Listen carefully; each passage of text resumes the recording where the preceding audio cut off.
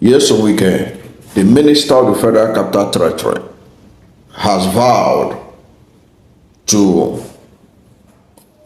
reject all agreements that have been signed between his interests and that of the People's Democratic Party in Nigeria, insisting that wrong has been done to him, accusing the other stakeholders in the PDP of violating the agreement. In particular, Nyesom Wike has accused Oyo State Governor Seyi Makinde of betrayal. And we're going to look at this from the perspective of why is Seyi Makinde, who used to be in bed with Nyesom Wike, part of the G5 that orchestrated anti-party activity ahead of the 2023 election? Why are they fighting now? What is it that brought Seyi Makinde and Nyesom Wike at loggerheads? That's what we're going to unravel in this video. So let's look at what Nyesom Wike is angry about. Now, Nyesom Wike accused Seyi Makinde of betrayal, accusing the governor of instigating the party members against him. In a statement, Wike said that the party had been immersed in protracted crisis due to dishonesty and lack of trust amongst key stakeholders, with efforts to address the issues and the enthroned fidelity to agreement. According to him, to this end, a meeting of the G5 was held in Lagos. In that meeting, I made it clear to the governor of Oyo State, His Excellency Seyi Makinde, that he was the architect of our problem, pointing out to him that non-adherence to agreements reached was the bane of the party and that he was the chief culprit of this anomaly. At the end of the meeting, we resolved to bury the hatchet and make progress. Wike said. The minister referenced an expanded meeting of the party attended by key stakeholders, where he alleged that Seyi Makinde, where he alleged that Bala Mohammed, the governor of Bauchi State, was serially reneging on agreements. According to Wike, at the end of the meeting, we came to some resolutions, including one that Senator Sam Anyang remained National Secretary of the PDP, in tandem with the Supreme Court judgment. B, all legal matters relating to Rivers State must be withdrawn by the National Legal Advisor. C, the suit on the state of emergency be withdrawn forthwith.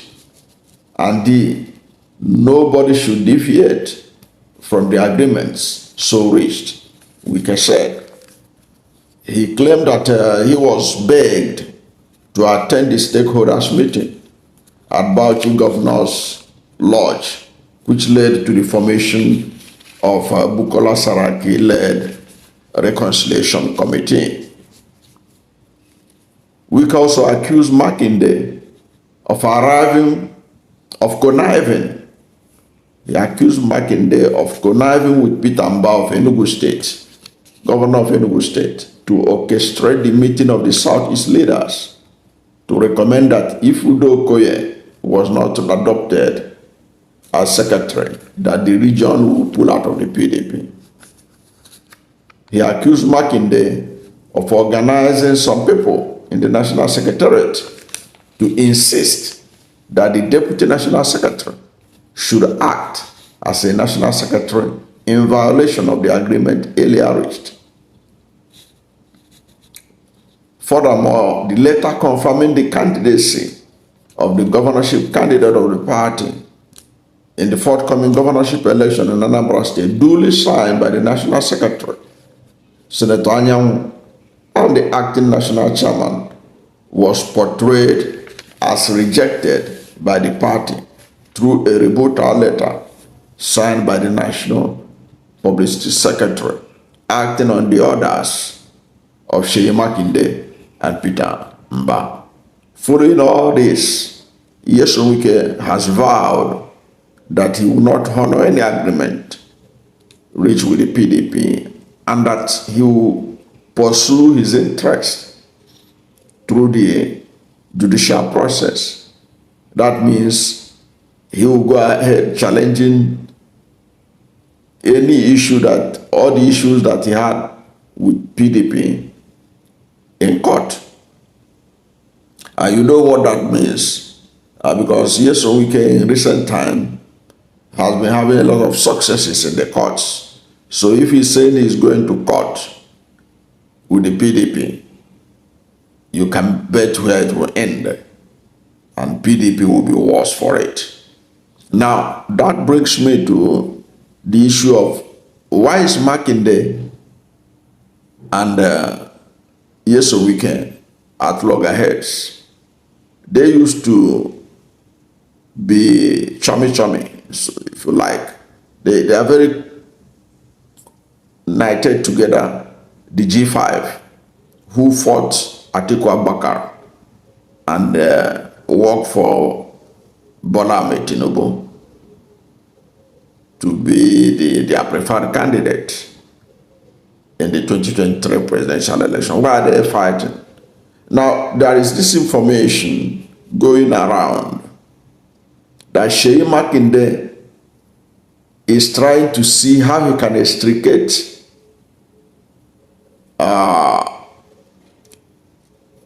Nyesom Wike's stranglehold in the party.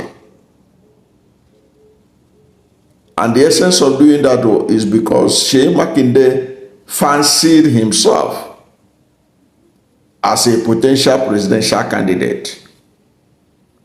Seyi Makinde, it has been said, is being tipped by some northern interests to run for president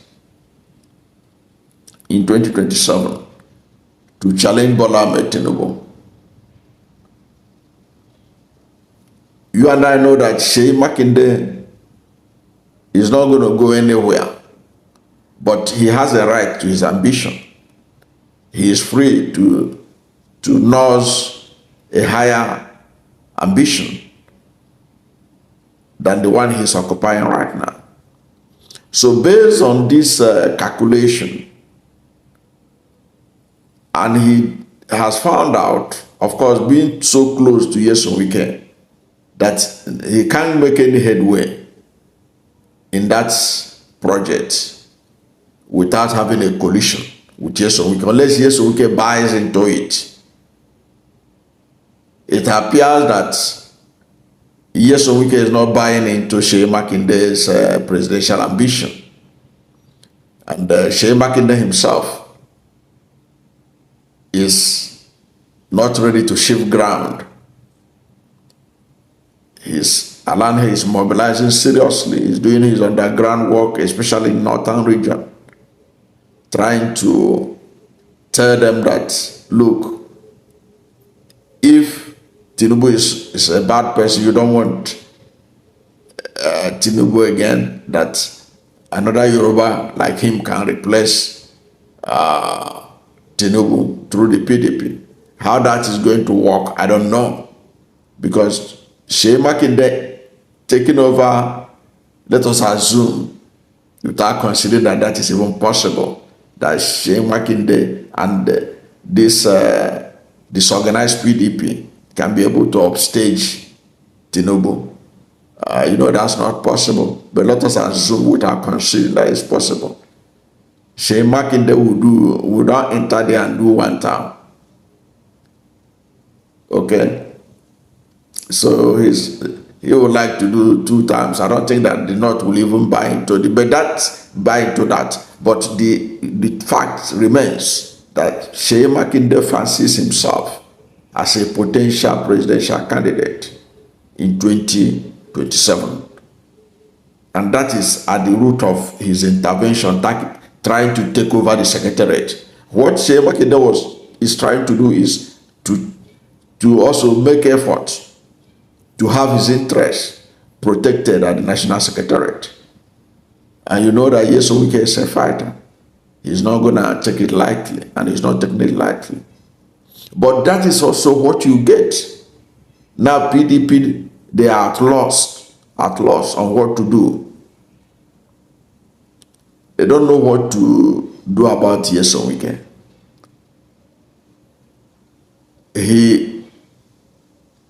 He's a man that is bent on having his way, or he will destroy the party.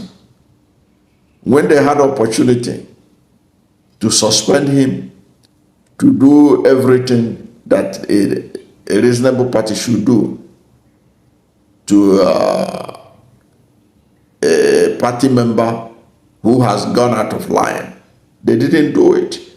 And Nyesom Wike was smart enough to get them to sign a letter indicating that they approve his moving to work for Tinubu's government as a minister. So there are several grounds he has smarted the PDP. And now, with his threat that all agreements are no longer agreements, that's a bad omen for PDP. Already, many of the agreements that Nyesom Wike talked about are agreements that are consequential, like that PDP should withdraw the case against the state of emergency in Rivers State. What does that mean? What are the implications of that? Because it means that PDP has not yet withdrawn that agreement. PDP has not allowed